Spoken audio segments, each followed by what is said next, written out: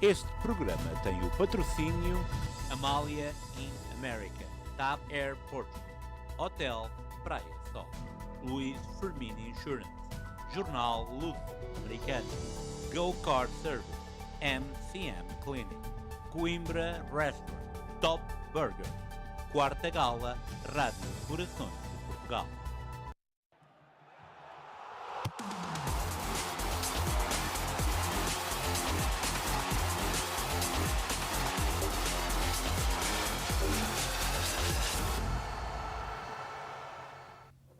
Hello, welcome back to Goal In International. Here with my good friend Brandon. Brandon, how's it going? Good evening. Good evening. Yes. It could be better. Liverpool's lost. I was telling Brandon before we make the joke that like when it's me and him, we always dunk on United, but I think it's warranted to dunk on It's Liverpool's day. Liverpool's turn, yeah. Since the last show, they've lost twice. Twice in a row. Huh? Yeah. Very shaky play. Like you said before the show went on, it's definitely catching up to them finally, and those late bailout goals came to like haunt them actually. I mean, so they got their we own spoke medicine. about how it was super unsustainable Right. for that to happen. Right. You're not going to go into every single game and just play mediocre and go bail throughout the out, game. right. And, you know, they have obviously some stints where they look really good. We spoke about their first 35, 40 minutes against Everton. They were really good. But majority of their season has been like that. It's been Right. I don't time, know if like Rusty might 20-ish. be a little. Correct. It's been 25, 30 minutes of good play, and then the rest of the time they're on the back foot, or the team just looks disjointed. I think so too. And that's where I think something's got to change. And I don't know if they're trying to put too many new signings in the 11. I don't know if they're uncomfortable with where Wirtz is right now, if he's going to drop off, or if he's going to go to the left, or if they have in Ekitike and speaking of that Isak. too, I saw a breakdown today that like they asked the guy to like where he would naturally put the players as he was naming them, and they're all super offensive players. Like leaning players, you know. So I feel like now that balance in midfield, because we only really have like Gravenberch and like Endo, but like I feel like Slot doesn't really like Endo because like I feel like he hardly gets a shout. He only comes in all the way at the end of the game when Right, and like he's that type of Hogan player will leave. to shore out the game, but you can see that like everybody leans forward even just in midfield. McAllister, Yeah. Szoboszlai, Wirtz, everybody. You know what I mean? Well, They're very and then Salah's there. And, right. He's the main goal scorer. Well, and you're right. never you're not gonna drop Salah. No, right? never. So He's the it's only like guaranteed starter in the team Correct. besides like Van Dijk. Van Dijk. And now Alisson is out. And He was guaranteed That was starter, another yeah. guaranteed starter we were talking about. But the way they played, so I guess we could start with them in the Palace game. Is the first half, Palace should have been up On it. 2-3-0. Yeah, Like I think so Alisson too. I makes think they got 3 very great lucky. saves. Yeah, Alisson makes 3 great saves before Liverpool even kind of gets Right. into the game. Second half, Liverpool completely dominated. Palace already was up a goal. Liverpool was chasing. You kind of expected it. They scored all the way at the end of the game, and they thought they rescued a point. Yeah. And it came back. And then Nketiah scores twice in in a the row now too. 95th, 96th minute to beat And them. now, yesterday, today's Thursday. Was it yesterday or Tuesday? 2 days ago. 2 days ago. And like, again, late goal came back and got them. But I would argue they were way worse against Galatasaray than they were compared to them playing against Palace, because I felt like they were just kind of lost on the field a little looking. Yeah. You know what I mean? Like, And I think they, I said this before the season, they have a center back problem. yeah, 100%. And then 100. There's no depth. they signed the Italian young kid, and he Got plays. injured, tore his He ACL. plays in the EFL Yeah. Cup, and he tears his ACL in his Yeah. first game, Leone. Crazy. And Konate has been horrid. In the Right, first and like I feel 5 like games. there's a growing theory among like the Liverpool base that he's doing the Trent. You know what I mean? Well, And, like, you saw some guy tweeted like, we gotta check his Duolingo account. I saw that And tweet. Duolingo They had, tweets like, back a streak. he has a Spanish streak. So Yeah, I saw there's a little that. banter there. There's also a little banter with Galatasaray. I don't know if you saw honestly, that. I loved it. That's top tier bancer. The you never walk alone, but you today might walk with- without points. Yeah. So and then Top that tier. was So I shouted out Galatasaray for that. That's the Ram Stadium.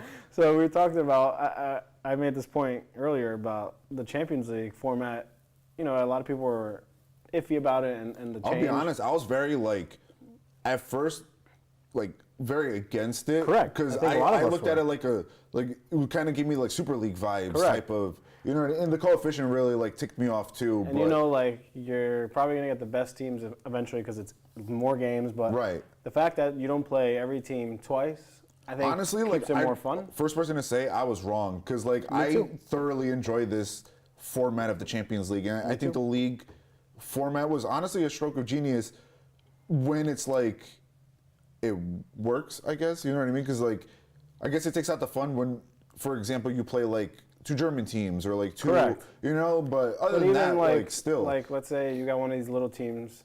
And Galatasaray is not a little team, but like not expected to be Liverpool, right? Right. And then like you beat them at home, and it's like one of your best performances, moments in your club's history. Right.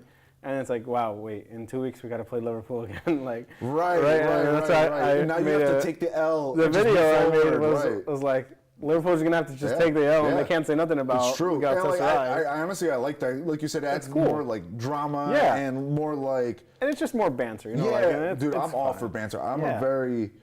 I think it's a great format. You know, people complain it's more games. Obviously, the players don't want that. A lot of people starting to get, you know, annoyed. They're playing 60 games, right? Makes sense. But overall, I think it's a great way to get the teams that deserve to be in there. Right. Like you have 8 games. It's definitely entertaining, right? And it's like you still see some great games. Yeah, for sure. Even the Monaco City game was a great game. Yeah. We'll talk about the Champions League a little later, but those are some great games in the Champions League. Yeah, for sure. You know who's not in the Champions League? Man United. Yeah.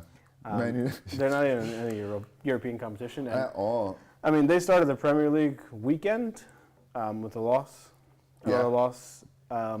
Who did they play last?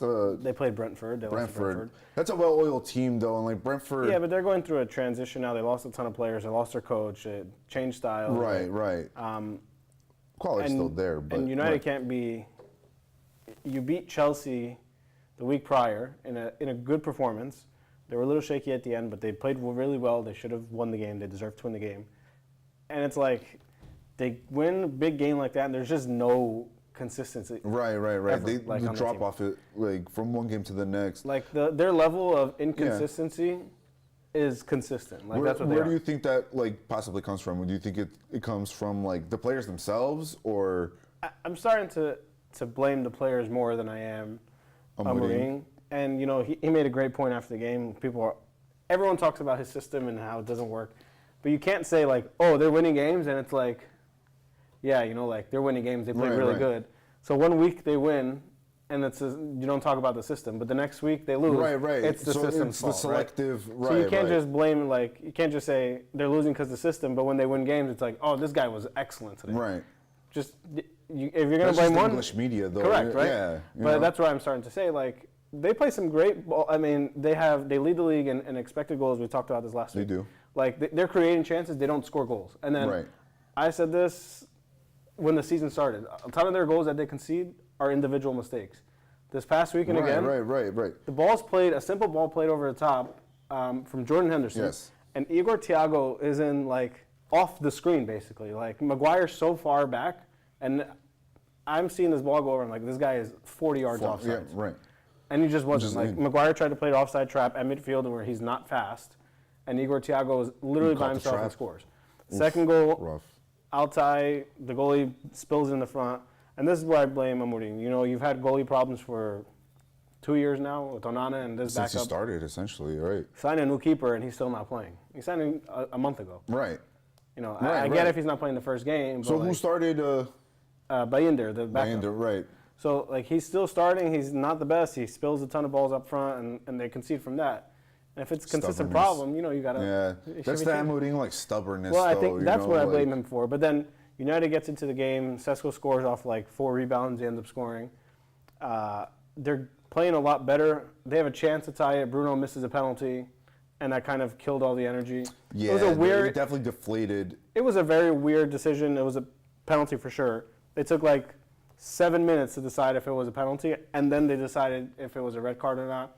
And Bruno's just kind of standing there, and like you're looking at him, and I'm like, because like VAR kind of like it sucks the wind out of. Yeah, and I'm looking at him like he doesn't really look like he's as comfortable as he usually is. And it's weird. You're just standing there with the ball in your hands, waiting to take a penalty. Right. You know, like all the adrenaline's kind of getting sucked out of you. If anything, like the longer it goes, the more It's better for mind the games defending are team. getting Correct, played right? between the keeper and the taker. So he misses the pen.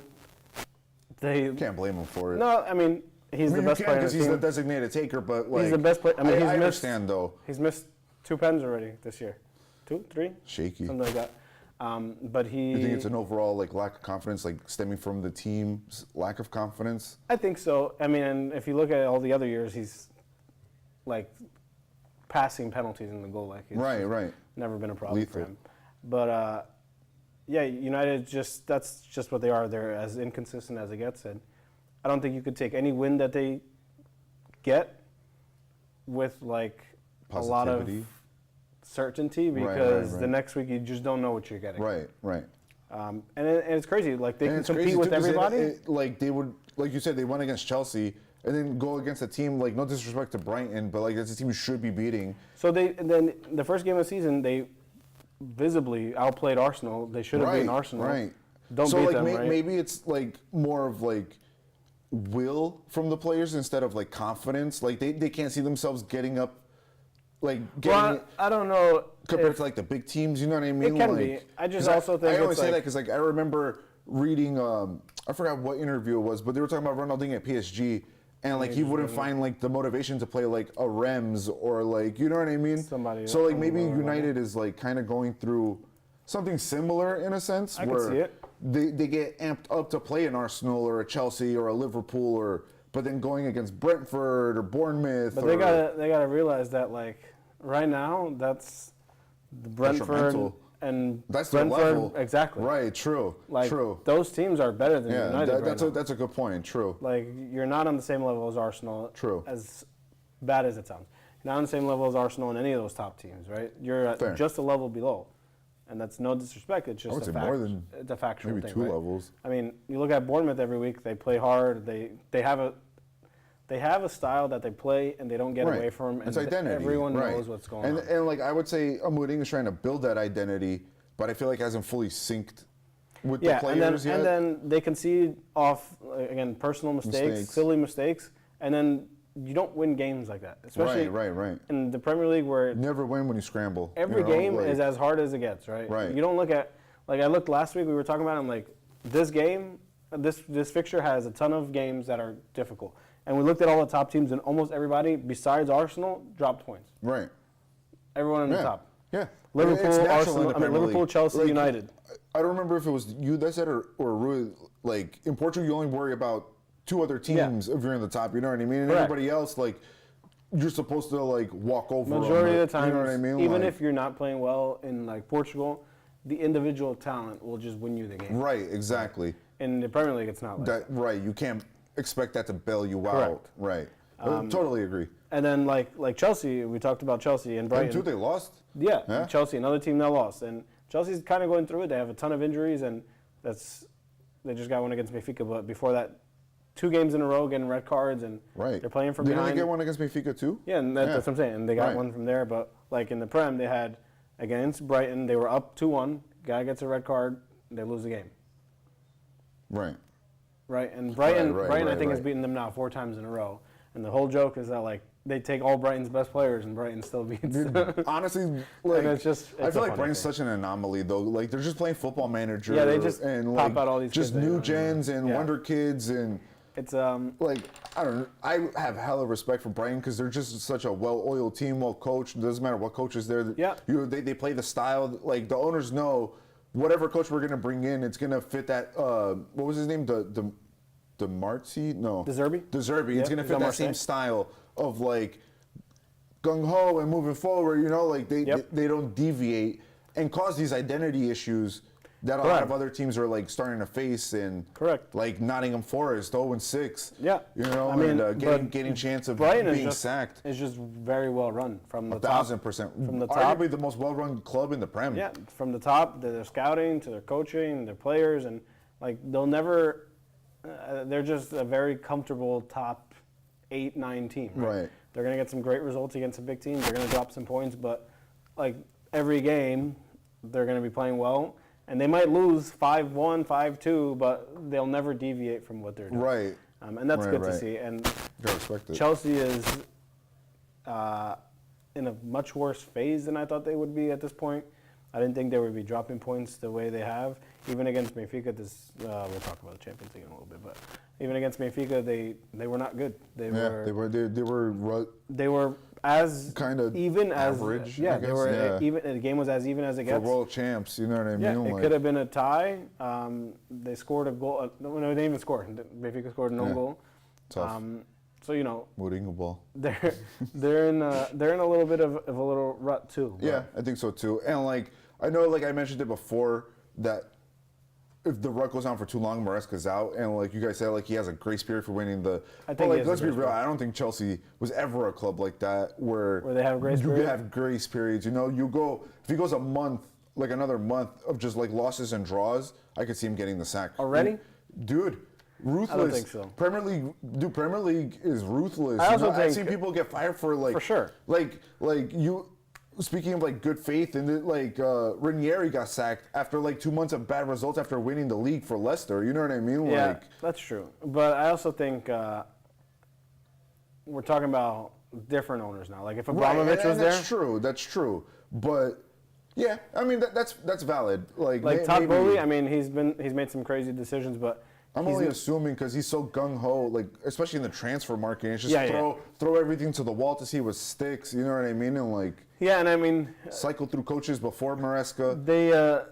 They've wasted billions of dollars since he's gotten there, and I looked at their stagnant. Their I think they 11 stayed in the same position. No, but I looked at their 11 against Benfica, and granted they have 7 injuries or whatever it is. But right, but they have 57 players. Robert Sanchez, Gusto, Chalobah, Badiashile, Cucurella, Enzo, Moises Caicedo, Neto, Buonanotte, Garnacho, and Tyreek George. That's not a team that's wow, spend $1 billion. Honestly, barely recognize half of them. As you were naming them, it kind of just droned out a little. You know what I mean? And they put in some, they put in Estevan, they put in Gittins and João Pedro and Reece James, but you look at that 11 and it's it doesn't instill confidence. If Benfica was in the form that they were last year, and not their current form, right, they would have probably beaten them. And we just talked about how it was an even game, right? So I think Chelsea. Yeah, Chelsea's looking shaky some issues, for sure. And this week they play Liverpool. Mm-hmm. So on the Liverpool side, we were because it's Chelsea's always tricky, you know what I mean? Regardless. They haven't won at Stamford Bridge in 5 years. Right, you know what I'm saying? So it's always tricky to play Chelsea, regardless of whoever's for. It's like the Everton game, maybe not as intense, but form kind of goes out the window, and in the run up to it, because Chelsea, especially at Stamford Bridge, like you said, they haven't won in 5 years. Liverpool hasn't won there in 5 years. They just have their card most of the time, and But see, it's gonna be interesting. I think exactly. I think it's going to be an interesting match where we see Liverpool kind of going in with probably not as much confidence as they were 2 weeks ago. Object and a stoppable force. You know what I mean? So Liverpool with not really much confidence. Chelsea, an injured team with not much confidence. And Liverpool definitely still has a lot to figure out. I saw this crazy stat. Isaac against Galatasaray had 4 touches the whole game. Wow. The whole game. And that's insane for a player that you were chasing for at least a year and a half, but really chasing this past summer and spending over 100. But even in the Palace game in the first half, he wasn't as involved either. They're just not. I think, and that's what I said before. The whole team looks very disjointed. It's not fluid. And it looks super top heavy. It's not fluid. It's super rigid and which is crazy. Something in the 11 is going to change. Looking at the way they were playing last year, correct? Where it wasn't chaos ball the way Klopp used to play. It was more controlled than that. Yeah. But still, it was fluid and it was attractive, and you know what I mean? Yeah, for sure. Today, and I don't see it right now. I mean, I haven't seen it all season. But that's interesting because you see these two teams playing against each other, and a win for either one, you can really harp on that win and kickstart.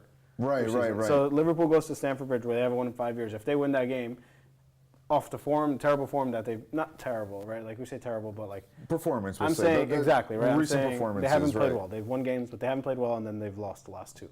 If they can go to Stamford Bridge and you put in a good performance and you win the game, everybody forgets about what just happened. Right. We're not talking next week wow, Liverpool's been so bad, right? We're talking about wow, it's Liverpool true was though. Right, exactly.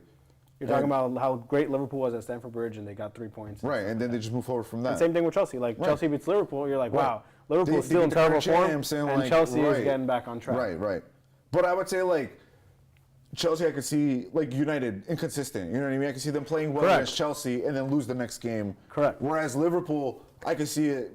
I'm also biased, obviously, but, like, I could see it being as a real kickstart to, like, build the rest of their career, you know, and, like, just blip in the season, hopefully. But Liverpool has a tough running.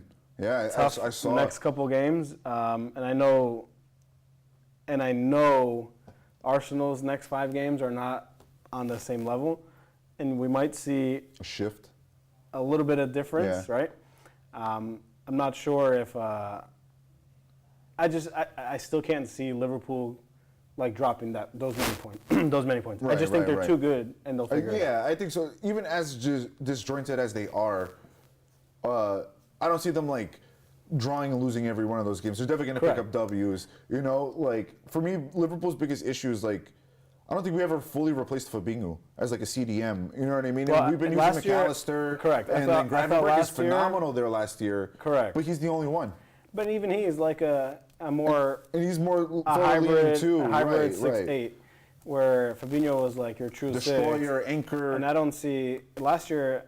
Me and one of my buddies, we were talking about how Liverpool never really got a 6. They got Endo and never. Play, right? Endo, I feel like was bought as a panic buy, and like I like Endo. He became like a cult. No, I think he's an awesome player to come in and anchor something down. Right, but he's not at that same level. Like Fabinho was arguably the best CDM in the world at one point. Correct. You know, so I agree.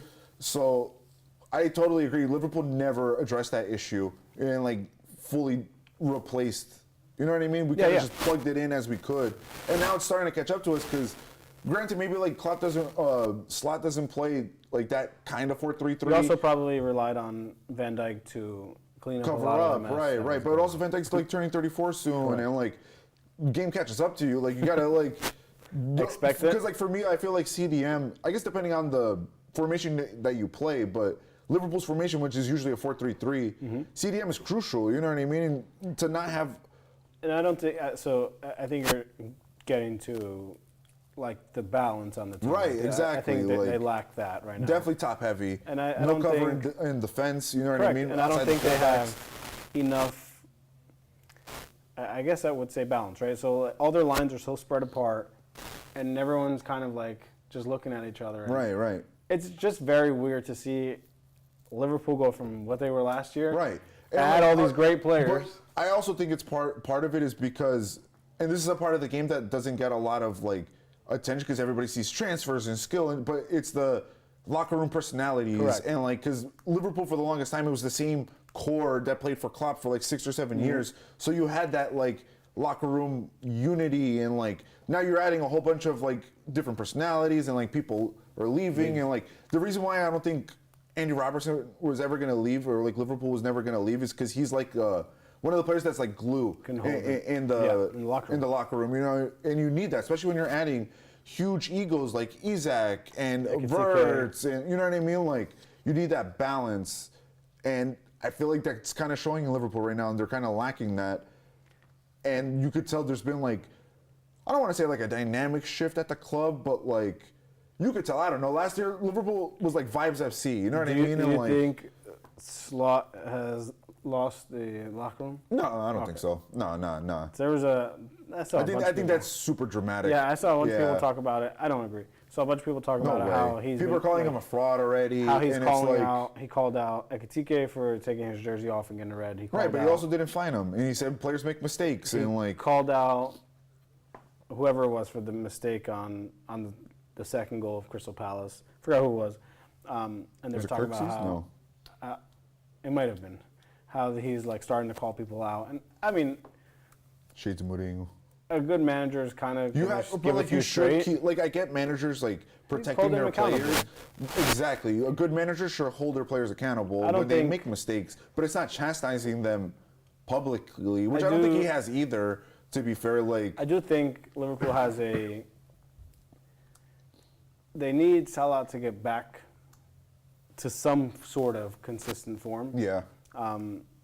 Like scoring goals. Like he's doing a lot of other stuff, but but they need that lethal finishing side of him Last too. year, he would start the game, he'd score 2 goals, and you're up 2-0 in the first 45 minutes, and then you're just chill. And he would just get assists for correct, fun. right? And then teams are trying to get after you, and you're pushing up, and you're getting results. So I think that he needs to start getting going. Just like I said, Sesko, in order for United to do well, Sesko needs to start getting going. Yeah, right. And Mbeumo and Cunha and all. But arguably, I would say it's harder for Sesko because new club, you know what I mean, new expectations. Like right. You know, Salah has that little bit of grace period, but like you know what he's done, right? Right, and like you would expect him to jump back to it quicker. Where like with Sesko, you don't really know because it's a new environment. Right. You know what I mean? Like I hope so because dude, they need it. You know what I mean? They need somebody who can finish, because like you were saying, the highest XG in the league, but just can't get the ball in the net. They have nothing to show for it. Right, and that's just wasted stats at that point. You know what I mean? Nothing to show for it. Right. You had Sunderland beat Forest in Nottingham. Fans are chanting.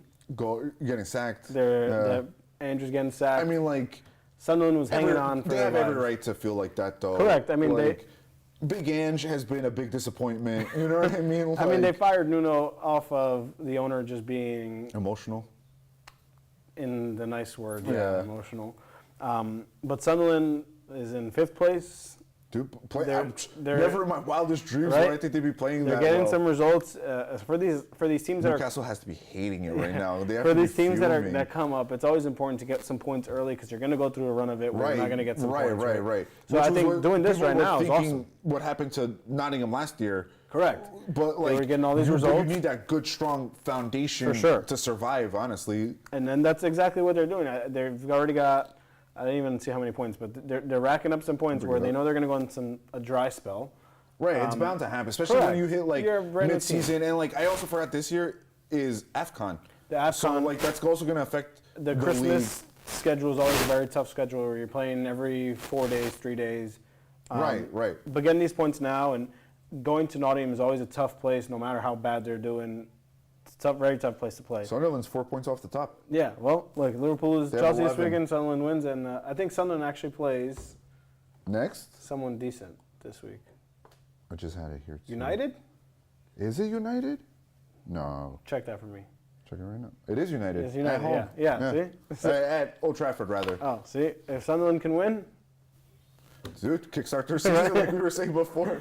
That'd be huge, and that would just play into what you were saying before of like the inconsistency of United. Yeah, and because honestly, I think at Sunderland this point is playing well, but United's a level above that. I think at this point you expect United to drop points. Right. As wild as that sounds, like you're going into that game like, all right, maybe they are gonna just right.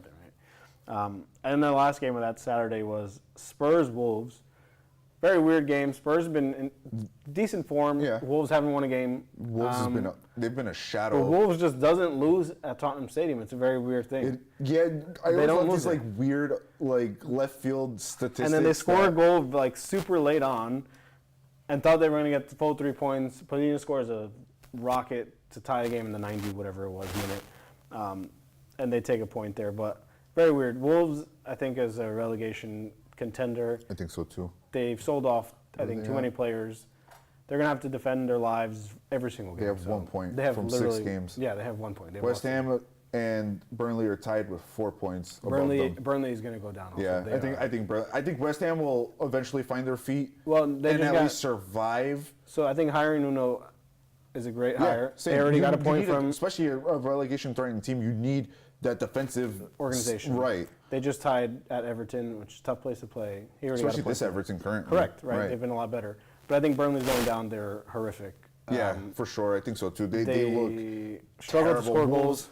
Without a doubt, I think they're probably going to be 20th. I think they're probably going to be 20th. I had Sunderland going down, but Sunderland starting the season hot. You never know, though. You still don't know. It's a lot of games to play. Like, they could go on and lose every game here forward. Well, you know what I mean? They can go on a losing streak, right? Like, but I God did have forbid, like, I don't want that for any team except for United. But like, and then we had Aston Villa was down there, and they hopped out this week. How's that feel? Out of the relegation. It's awesome. They played well, and scored 3 goals at home. They started the game losing in the first 3 minutes. I'm like, oh, here we go again, right? Is that same feeling you've been having? It was a weird feeling. Like they don't look prepared, and no one looks up for the game. Do you feel like you guys have been like have stagnated from where you were last year, or like dropped, or it's a very I feel like they're, and obviously Wade levels off, but they're in the same kind of boat, not really, as Liverpool. Like the team that was there last year, they didn't really add many players, but the level that they were at, everyone just looks like they're way off of confidence. Like right, no right. one's Do you think that comes confident. down to like Emery, or I think do you think that's like? Do you think like the Martinez transfer? I was gonna say I think the stuff, Martinez like, thing threw things, you know, threw like, things in a wrench. Nobody knew what was going on really.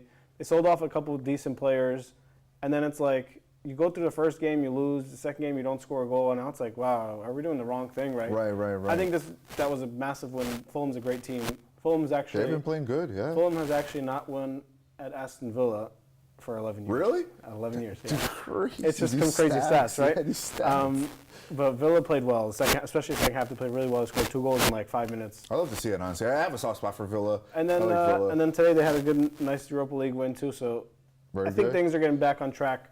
Yeah, I mean, like, if I was Villa, because you could play well in the league, but I would say like your ticket to the Champions League, win the Europa League, right? And like you have Emery, who's the king of the competition. I would say it'd be in the best interest of. I mean, who am I? You know what I mean? But like, I would say it's in the best interest of Villa to go all in on the Europa League. Not to sacrifice the Prem. No, but I mean, like, but you could have a decent showing in the Premier League and just but keep more focus on Europa. League, right. Especially now, there's no Champions League drop downs, and I think this is one of the worst amongst the best teams in the Europa League. I think this is one of the worst Europa League pools that I've seen in a long time. There was a team, I don't know if it's Europa League or Conference, from Malta. Probably Conference League. And it's like I saw the stat today. It was like 51 out of 55 conferences have been represented in UEFA, with Malta being the latest. And that's crazy to me.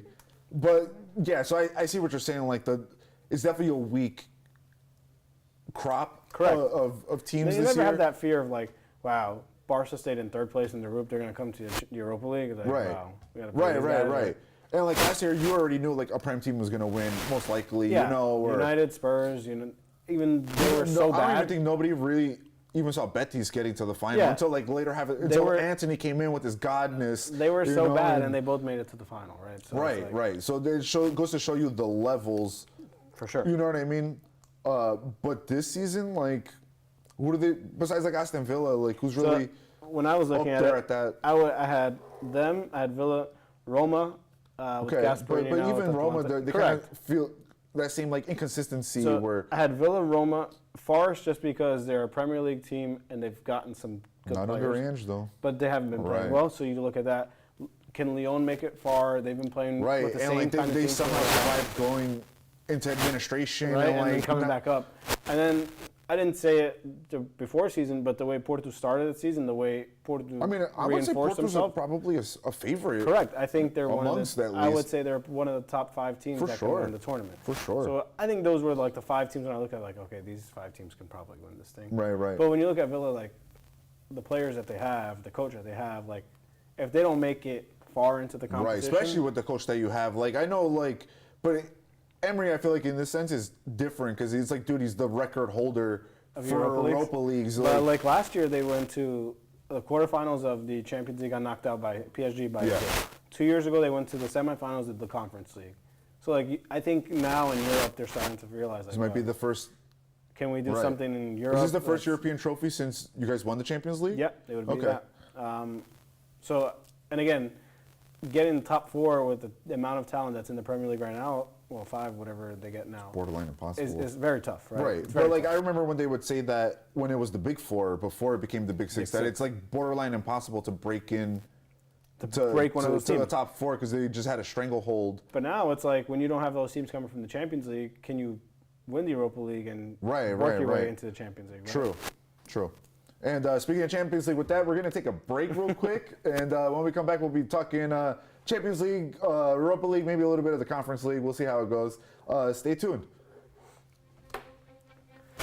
Este outono, Nova Iorque recebe uma noite inesquecível.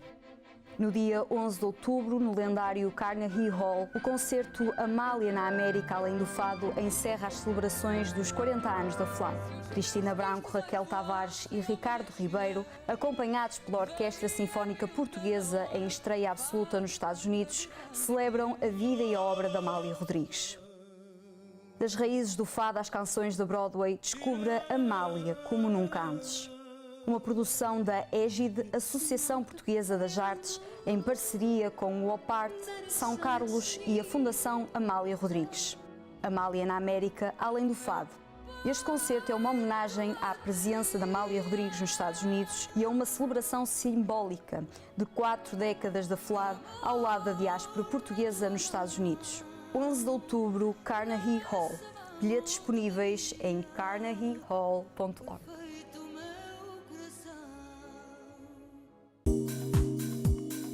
Praia Sol.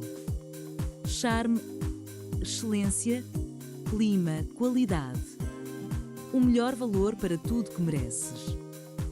Férias do Sonho, ponto de encontro. Entre Quarteira e Vila Moura. Praia, gastronomia, vida, momentos, tradição. Descubra seu espaço. Reviva seu mundo. Hotel Praia Sol, afinal, estamos bem perto. Chegados ao coração. De Newark para a MCM Clinic, Braga. A Dona Celeste, que já realizou os implantes e as próteses provisórias, vem hoje colocar o trabalho final, que são as próteses definitivas. Mais um caso de sucesso, mais um sorriso novo e bonito na MCM Clinic. Dona Celeste, já com o trabalho final, os seus dentes definitivos. Obrigado por ter confiado na MCM Clinic. Precisa de um táxi em Newark? A Go Car Service está aí para si. Desfrute de viagens a apenas $7 em todo o Aeromal. Basta baixar a aplicação para reservar de forma rápida. Serviço para o aeroporto, os nossos serviços fiáveis levam sempre a hora. Os nossos simpáticos motoristas falam 3 idiomas: inglês, espanhol e português. Estão disponíveis para si 24 horas por dia. Escolha entre a nossa ampla variedade de veículos para satisfazer a sua necessidade. Go Car Service, a sua viagem de confiança em Newark. No coração de Newark está um pedaço autêntico de Portugal. Localizado na Market Street, o Coimbra Restaurante é o verdadeiro rei do leitão à bairrada. Preparado em tradicionais fornos de lenha. Com serviço no bar, sala e salão para eventos até 100 pessoas, aqui encontra o espaço perfeito para celebrar com amigos e família. Sabores únicos da nossa gastronomia, para matar saudades de casa. Coimbra Restaurante, 637 a 641 Market Street, Newark. Portugal, sempre à mesa.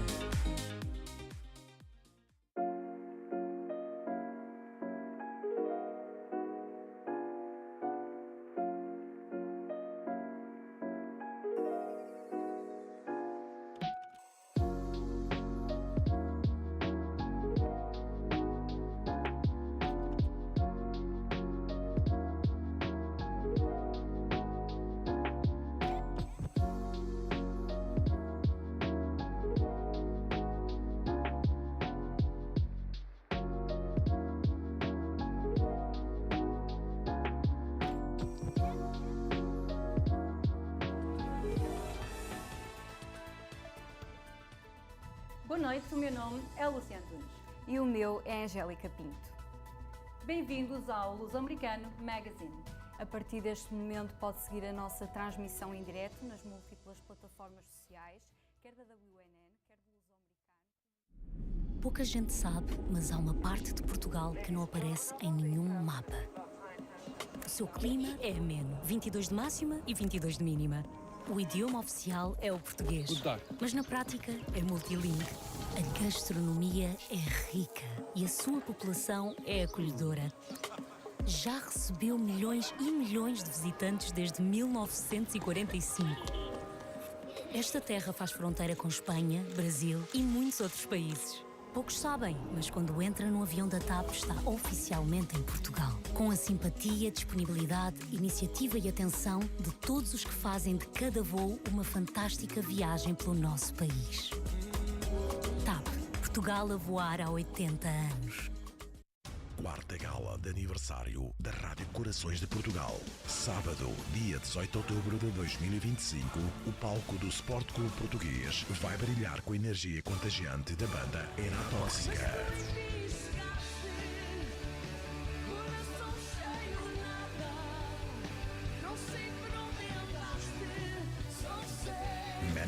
Boys and Girls Club. Hey, we are the Manic Boys and Girls Club. We are beyond grateful to be performing at the 4th anniversary for Questões de Portugal Radio in Newark, New Jersey. It all happens October 18th, and we will see you there.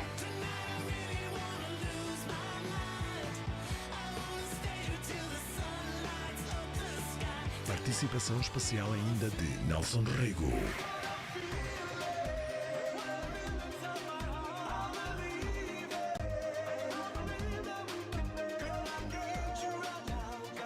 E logo a seguir, em After Party, com animação garantida com o DJ João Conceição.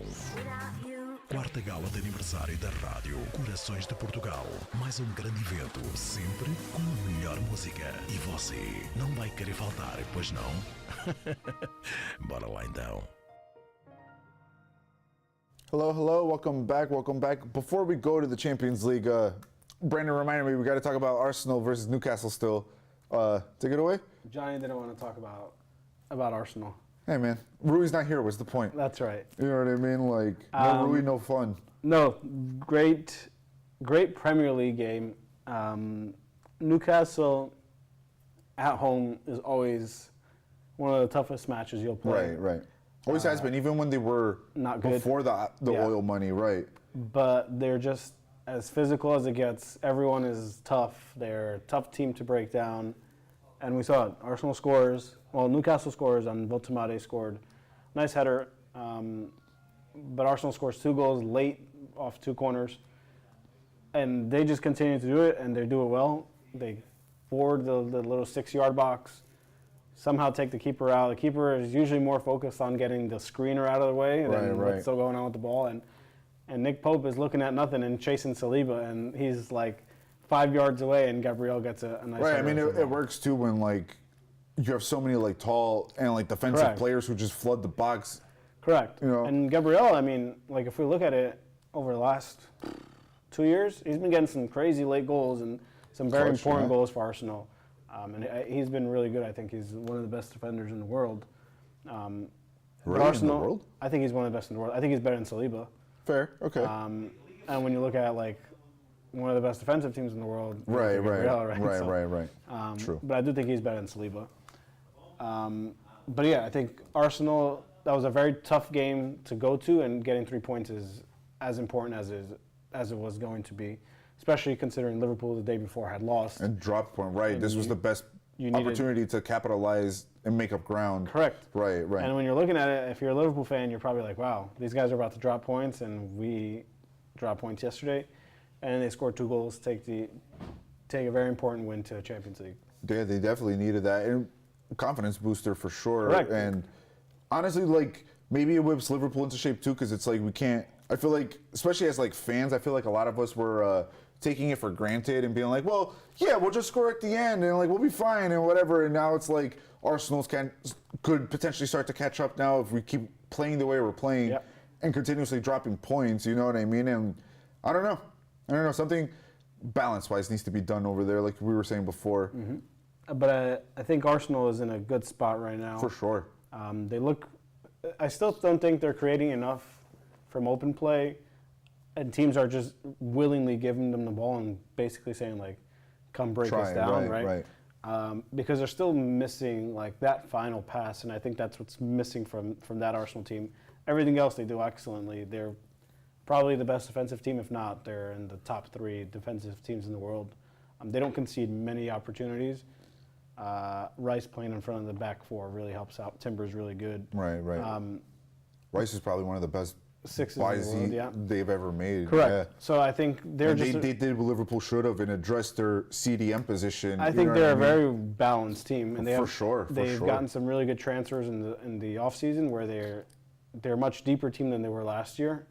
But again, something about their final third is missing, and until they figure that out against these big teams where they're just giving them the ball, they're probably going to drop some more points, unless they're creating chances from set piece. Yeah. Right. But true, but I would say definitely a positive for Arsenal. They should take it in stride and try to capitalize on it as much as they can. You know what I mean? Yeah. I mean, they're winning games. Especially since like City's starting to click into gear now too. You know what I mean? They just won 5-1 or 5-1 against Burnley. I was joking about it before the season started that City's that type of team can go on runs. Right, except for last year when they lost essentially like the core of their midfield with Rodri. They never found that rhythm again. But usually City's that type of team who can just lose a month. You never know. And then just win the rest of the season, and you know what I mean? Yep. I wouldn't be surprised if they're surprise champions. You know what I mean? Yeah, I mean, just because you can never. I think right now, City. I think right now there's no team that's like out and out favorite. Yeah, that you look at like this team is playing the best and they're in first place. Right. Like Liverpool's in first place, not playing the best. Right. Yeah, for sure. Right. So I think when you look at any of those teams, they were judged favorites mostly on like the performance of last year. For sure. And then they added one of the best forwards in the world. Right. But I feel like every time things like that happens, like it's something always happens, shaky, right? dude. Like even Mbappe last year started shaky before you finally found the rhythm at Madrid. You know what I mean? And speaking of Mbappe, let's tackle the Champions League now. Mbappe scores a hat trick against. I mean, it was against Kairat, Almaty. They win 5-0, but Mbappe is on like a tear? Generational tear right now. If anyone is actually paying attention, which is crazy because I feel like nobody's really paying attention to Mbappe just balling out. And like I watched the game and it's like, wow, this guy scored again, this guy scored again, this guy scored again, and it's like the other person that for me is between him and Harry Kane. So Harry Kane has like another one. I think he's like 17 goals in like 6 games or 7 games. He's just been. And he's not even playing striker anymore. Right. I saw the tweet. It was like this center attacking experiment is like adding Professor X's like you know what I mean. So he's playing the 10 now behind. Chemical X. If he does not play in striker, he's playing the 10 behind Nicholas Jackson. Which he's always had that. Yeah, I mean he's an excellent player. He did it for Tottenham too at times. He can pass the ball really well. He'll score from anywhere. So.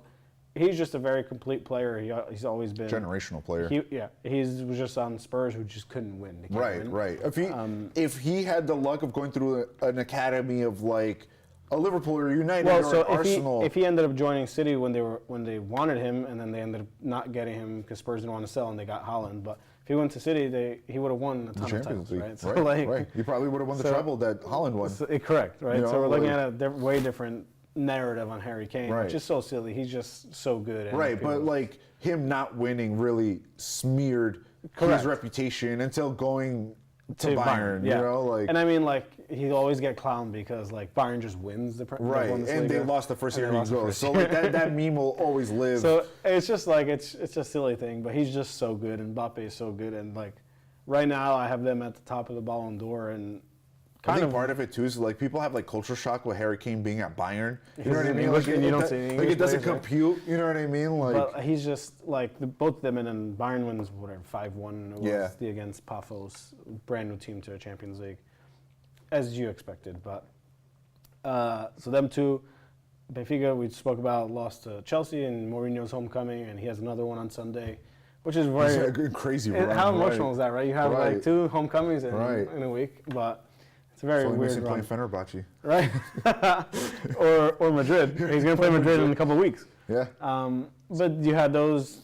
What was another Champions League game? City tied 2-2 to Monaco. Yeah, this Monaco team on the day at least. So they're a very young team. They're a very interesting team, and they added Pogba, which is a little funky. Like that was a little funny signing. I feel like Pogba going back to France was always what was needed for Pogba to like find his because like.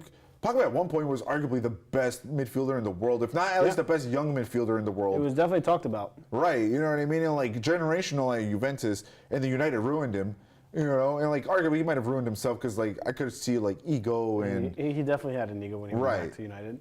Tottenham tie again, and Bodo Glimt, which is a funny... Crazy. Like I was feeling bad about losing to Galatasaray. And like, granted, they didn't lose to Bodo Glimt, but it's like, dude, like levels though. Bodo somehow made it to the semifinals of the Europa League last year, surprising everybody. Lost to Spurs actually, made it to the semifinals. They have some very. I didn't know that. I totally forgot about that. They have a lot of interesting players on their team. So last year, the first game of the Europa League was they played Porto. They beat Porto in their first game. Okay. In Norway, and they didn't lose any game in Norway besides losing to Spurs at the end. Cold. They have some very like funny players where it's like, oh, this guy's Funny a little, how. like interesting player. Gotcha. Right? Okay. And it's like, wow, this guy might be better than. I mean, honestly, that's his like level. the positive of being like a nobody team Yeah. or like an unknown team, I should say, because you could have generational ballers on your team that like nobody knows. Because soccer, as much as skill is important, reputation is also important, sure. and like perception. So like if you could be a phenomenal player who plays in a league that's not really regarded, you know what I mean?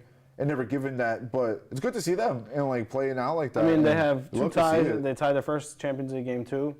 Another interesting result was Atletico Madrid puts 5 goals past Frankfurt after putting 5 goals past Madrid on the weekend. So they have scored 10 goals in the last 2 games. Which is and it's crazy because like we always talk you talk about Simeone. about It's Simeone like being like a terrorist in football. you might know get what I like 1 mean? goal Like, out of 2 games and he Yeah. scores 10, right? crazy. Maybe he heard you. He saw this and was like, "Yo, I'm gonna prove them wrong," because they don't know what they're talking about. They've never seen a But game you in know, Europe. I think this year they've actually gotten a little more offensive, and they're not as solid defensively as they have been. Like they've been conceding a lot of goals. Right. I wouldn't say a lot of goals, but they've But I've also conceded never almost seen every them single this game. explosive Yeah, either. right. You know, They like, also do have a lot especially more against like interesting forward players. Frankfurt. No disrespect to Frankfurt, they're a good team, but like I wasn't expecting them to win 5-0 against Frankfurt, but I definitely wasn't expecting them against Madrid. You know what I Score mean? 5 goals, and they were down 2-1.5. Right, you know, like they were down 2-1.5, yeah, right, and they won 5-2. crazy, and like because as good as Mbappe, I don't know. I haven't really seen too much of Madrid, so I don't know how Xavi ball is going, but people seem to be lukewarm. Yeah, I Like- mean, I think it's still a growing. Like it's a tough system to get used to, and considering Ancelotti was there for so long. Right, and I don't think Madrid ever really played 3 at the back either. Yeah, right. So it's a tough thing to get into, but I think they'll be all right. I do think. I mean, at the end of the day, it's Madrid. They'll be they need some center backs. for They sure. need They're another I'm pretty midfielder. sure they're going after Konate. I think so, whether too. whether it be, I could see it happening in January because I feel like Konate's barely like featured this season for Liverpool. I don't know if it's due to injury or just like starting to have a fallout or like maybe just like a drop off in form maybe, but I haven't seen him like play too much. He hasn't been playing well, I'll tell you that. Right. Newcastle won their first Champions League game in Great for them. forever. Great for them. And Love to then see it. Barca can't be not rotated, I won't say rotated, but the front 3 of PSG that was so dominant last year, all out with injury, go down a goal and still come back and win the game. And you have Nuno Mendes win the player of the match for the second time against Lamine, after Lamine posts something right before the game like no pressure or something. Right. I love to see it. Nuno Mendes gets an assist. Chop superiority. I love it. No, I love but it. he's just, and I said this in the summer, like him compared to the next left back is so many levels below. I think so too. Like especially currently. Like you can argue Right. Mbappe, Harry Kane, who's the best forward in the world, right? You can argue Pedri, Vitinha, who's the best center midfielder in the world. Like you just can't argue for who's left the back. best No, left for back. sure. Like, I totally nothing agree with even that. comes close. Nothing. To like, wow. Because like nobody has been as consistent or as just Dominant. purely dominant, Yeah. right? Nobody's like, as dominant, He's I think. put more world-class wingers in his back pocket than I think any other player and in you the know, sport and right it's now. not even like just that. It's like he's still going forward while he's playing these Right, guys. while keeping them in their pocket. So you it's know like what I he's mean? not Like, playing Lamine and just sitting back like behind the half field line, and he's just like, okay, I'm just gonna defend here. Right, Like, right. He got an assist the other day. Yeah. Last time when they played Spain, he Solid, scored a yeah. goal. Like I feel like he's so like He just does underrated. everything, He's so right? underrated. Yeah, and globally. PSG just shows like, hey, you know, we don't need those 3 guys. We'll still beat one of the best teams in the world. Eagle View's been winning. You know what I mean? It's been working for Right for Enrique. Spartan loses to Napoli. Højlund scores 2 goals. Yeah, Sparty played well that game. Like Højlund assisted by De Bruyne. He even What? posted how he wasn't on his bingo card. So crazy. It's just funny to see, Yeah, right? it's wild and like it's a United effect, dude. You just leave United, start playing well, start scoring goals, start making clean sheets if you're Onana. Oh my God. Like that's all it is. But Napoli, like not for nothing, hasn't been the same Napoli we've grown They just accustomed lost to. They lost to Milan on the weekend, Yeah. and they played a man up. Yeah. Milan They've had a red been card. definitely topsy-turvy, which kind of seems to be like the theme for a lot of top teams this year Well, I know across leagues. You know this- what I mean? Conte was saying the back 4 that played last year is all hurt. So I don't know if that's making a True. difference Yeah, fair. on them. Fair. Which I'm sure it is, right? But still, it shouldn't be an excuse. I You think know the what game mean? was Like, it was a very divided game, and at certain points, like Sporting looked like they could score. Right, I thought so too.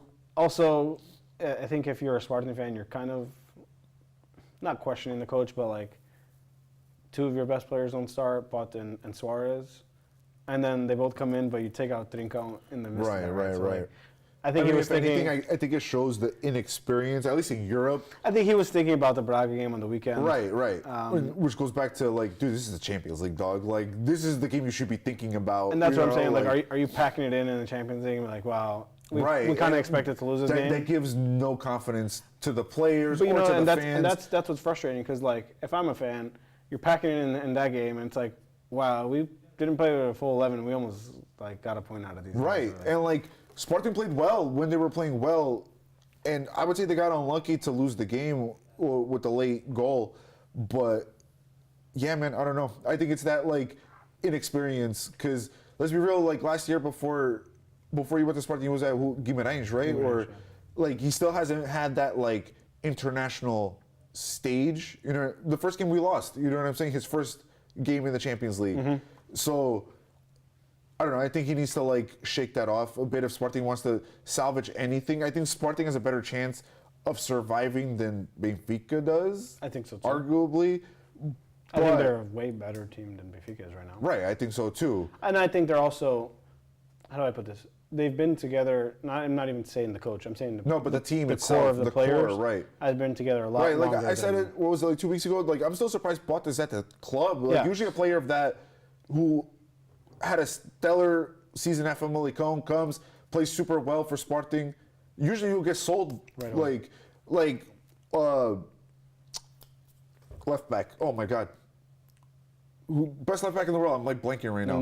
Nuno Mendes. Played like maybe a season and a half at Sporting before getting snapped up. You know what I mean? Like usually that's the motif in Portuguese soccer. So like you're saying, it's rare for me to see a plantel that's still together. Well, yeah, you look up like literally the spine of the team, and it's like Inacio's been there for forever. He's another one. I thought he would have left. Inacio's been on like the title-winning teams. Human, their captain, has been there for 2 years, 3 years, 2 years now. 2 years. But he's so important to that team, and then like Pot. I mean, he came in and was instant captain. Yeah, right. So they have a nice core that have been there together, that have won things, and that goes a long way when you're in the Portuguese league against two teams. Basically. Right. So, like, do you think players willing to stay longer now? Well, I guess I don't know because like at Benfica and Porto, there's still a decent turnover. I just don't think. I think what I don't even think hurts him anymore. I think it hurt him 2 years ago. But was that like he doesn't have one position. Right. He's kind of that like Swiss Army. Correct. Like he plays well everywhere, but he's a not a luxury player for top teams. He's not an elite player. Right. In any position, he just plays well everywhere. Right. What's the saying? Like jack of all trades, but master of none. Yeah. Right. So is he the best forward on the team? No. Is he the best winger on the team? No. Is he the best cam on the team? Probably not. But like. Right. But he also gives me that vibe of being like the glue of the team. You know what I mean? Right. So when he's in, Spartan's a very different team. Agreed. Yeah. But he's not an elite But they player. also played fine when he was injured last year for a long time. So that's another thing. Yeah, that's true. Because like then my question was going to be like, is it more attractive for the players to want to stay in the Portuguese league instead, or is it just more like teams aren't really looking as deep? Because like if we really look at it, the Portuguese league has produced a lot of flops on like the international stage. So maybe like teams are starting to be a little bit. They're looking at it the way they look at the Dutch league, where it's so I think you can play well in the Dutch league. I think also what's hurting them now is everything is so inflated. So like true.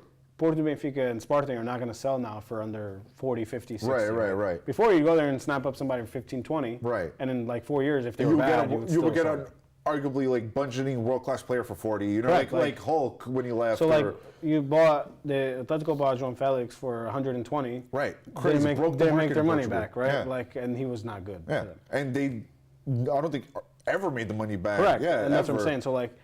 Before free, right? Like at the end of his contract, I think they sold him for like 50, I think, to Chelsea, whatever Chelsea did. They recouped their money back. It's cool. But like you looked at those things, and it's like before, it's like, all right, I bought this guy for 20, even if he's not good, I'll probably sell him for 20. Right, but then you also look at like Darwin, you know what I mean, who came in and was like touted to be like the next big thing along. 3 years later, it was supposed to be Mbappe, Haaland, and then like this was the delusions of Liverpool fans, and then Darwin, and it's like, come on, bro, like.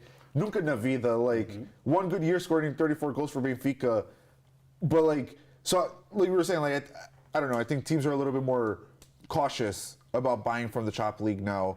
Yeah, I think, and it's just the fees are so much higher. So like, and like honestly now, Gyökeres could be the final nail in the coffin. If he flops, I don't think like Portugal will ever. Well, he was so dominant in the league, right? Right. So like, if he ends up being a flop, I think Portugal will lose a lot of its credibility in the league, which in a way will be good for the teams in Portugal because like they can keep their best players. But still, you want to, as a club, that revenue. Correct. And you need as a club, you need to make that money.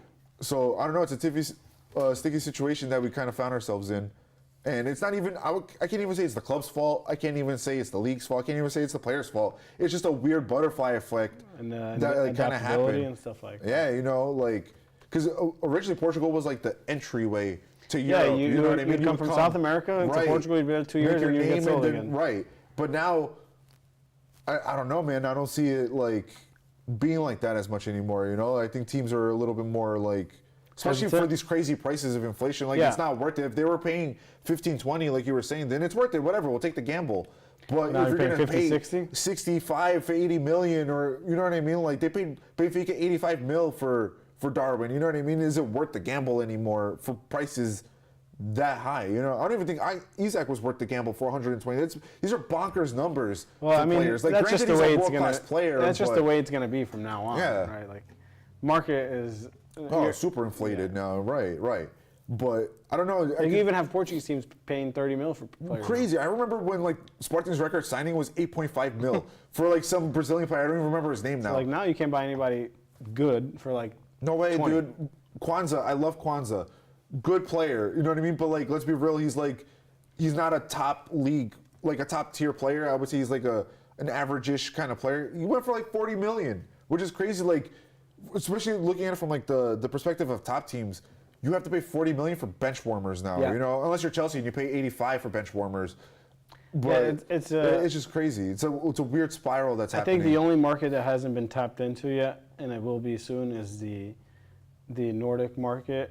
Right, I could see them starting to. The Danish teams, the Norwegians, and they're starting to develop a lot of good players. Yeah, for sure. I mean, you have Haaland, who's probably like the poster boy. Well, you have for Haaland, the Baltics, you know, not the Baltics, sorry. The Nordics. For the Nordics, you know what I mean? Well, you have Haaland, and then you have Gyökeres, Isak, you know what I mean? Odegaard. Right, there's definitely been a resurgence. Even Spartan's captain is really good. Yeah, Swedish. Porto just bought for 20 million from Copenhagen. Like, I feel like this always happens periodically, where like untapped markets kind of unearth themselves. Well, I think it's going to start happening, and then these teams are going to start going there, and then it's going to just. Same thing that happened to Portugal. Yeah, it's going to get overinflated. And then what Portugal did to South America, like they went into Brazil and Argentina, where they were getting all these guys. Right, 20 years pennies, ago. Now Brazil's selling them to top clubs like Chelsea for 60 mil already. For all this money, like, you can't go to Brazil Vini, anymore. When he went to Madrid, usually it was unheard of to go from the Brasileirão to a Madrid direct. Yeah, you can't go into Brazil anymore and pay 20 for a top player. Like, right, you're it's paying true. No, you're paying market price. Well, they got smarter and they stopped doing that. So right. like, wow, Porto's buying this guy for 5 mil, and in but it's 3 years they sold him for 60. You just see how like they just dry out the market, and then it's like, all right, well now time to find a new market, and like you were saying, it starts emerging, and now it's the Nordics, and like it might be like South Korea. Yeah, we don't know. You never know. You know what I mean?